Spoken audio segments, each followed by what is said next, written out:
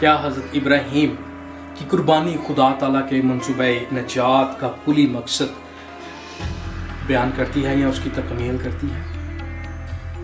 تو معلوم ہوتا ہے کہ یہ قربانی دراصل ایک پیش گوئی اور ایماندار کے لیے سبق پیش کرتی ہے اور اس کی تکمیل آگے چل کر ہوتی ہے۔ یقینی طور پر خدا پاک کا وعدہ حضرت ابراہیم سے یہ نہیں تھا کہ میں تم کو قربانی کے لیے بلا رہا ہوں، بلکہ اپنے اس بڑے مقصد کو جو خدا پاک نے آدم کے وسیلہ پورے کرنے کا وعدہ کیا تھا، اس کی ان نہایت اہم ترین کڑی کو پیش کرتی ہے۔ حضرت آدم کے ساتھ کیا ہوا وعدہ وہ کیا تھا؟ وہ یوں تھا کہ خدا نے جب ان کو بنایا، پیدائش کی کتاب پہلا باب اس کے 28 آیت میں لکھا ہے، ان کو برکت دی اور کہا پھلو اور بڑھو اور زمین کو ممور و محکوم کرو، یعنی کہ تمام دنیا کے لیے وہ باعث برکت ٹھہرے، ان کے وسیلہ سے دنیا برکت پائے۔ لیکن ان کی نافرمانی اور شجرہ ممنوع کو کھانے کے وسیلہ سے وہ اس برکت کو یا اس وعدے کو پورا نہ کر پائے۔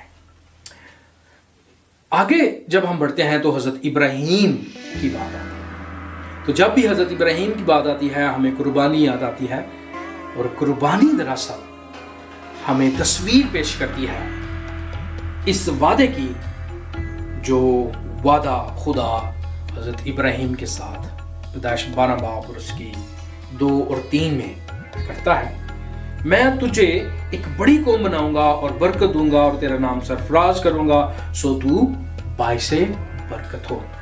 جو تجھے مبارک کہیں ان کو میں برکت دوں گا، جو تجھ کو پر لعنت کریں اس پر میں لعنت کروں گا۔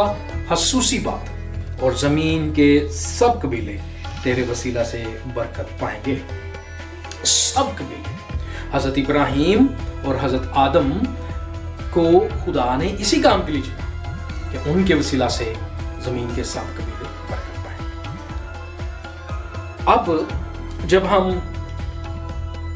دیکھتے ہیں حضرت آدم اور حضرت ابراہیم کی زندگیوں میں یہ کام نہیں ہوتا، بلکہ وہ اس جہان سے کوچ کر جاتے ہیں، تو خدا اپنے وعدوں کو یاد رکھتا ہے اور وہ ہیکل سلیمانی کو بناتا ہے۔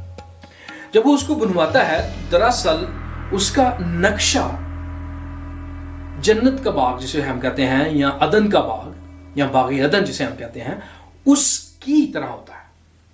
اب باغ عدن میں ہے کیا، اور اس میں کون کون سی باتیں ہم سمجھ سکتے ہیں جو ہیکل میں پائی جاتی ہیں؟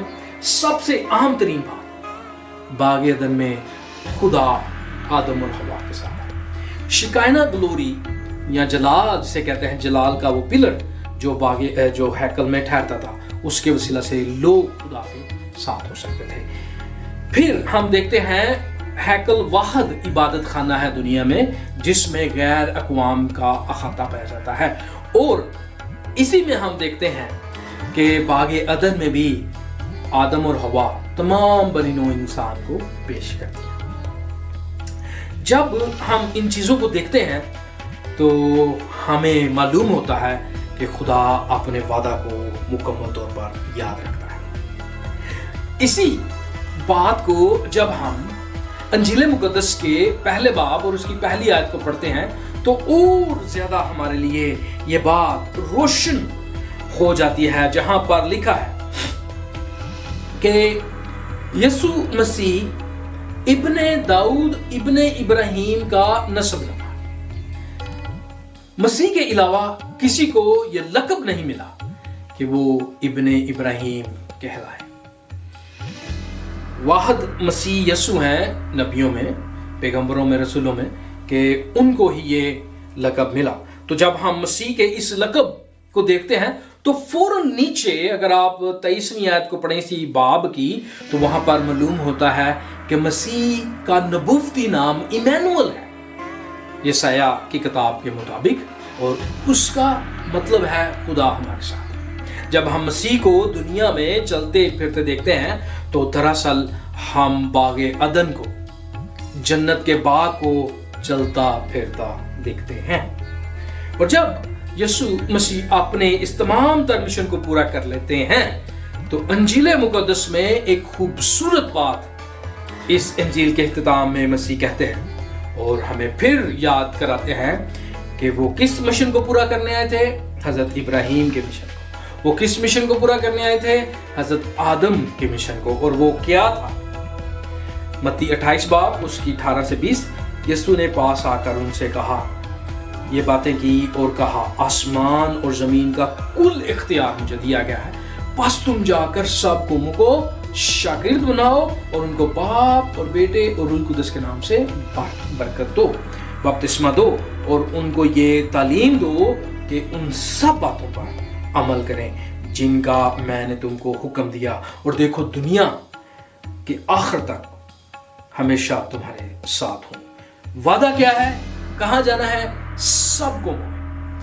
حضرت آدم کو کہا گیا تھا سب قوموں کے لیے، زمین کی کے لیے ان کو مأمور اور محکوم کرو۔ حضرت ابراہیم کو کس لیے چنا گیا؟ تاکہ اس کے وسیلہ سے زمین کی اقوام جو ہیں وہ برکت پائیں، اور یہ وہی وعدہ مسیح میں ہمیں یاد آتا ہے۔ خالصتاً بات قربانی دراصل اسی منصوبہ کی ایک کڑی تھی جس میں یہ بتایا گیا تھا کہ ابراہیم یا میں یا آپ اس کو پورا نہیں کر سکتے تھے، لیکن خدا خود اس کو پورا کرتا ہے۔ خداوند آپ کو اس کے وسیلہ سے